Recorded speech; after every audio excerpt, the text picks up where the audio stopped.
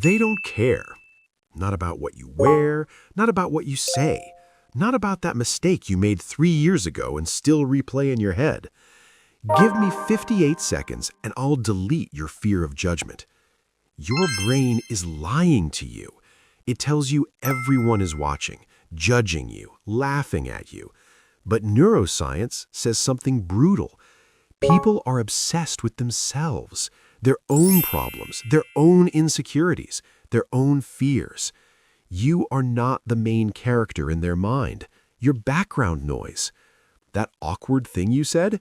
They forgot it in 5 minutes, but you kept punishing yourself for years.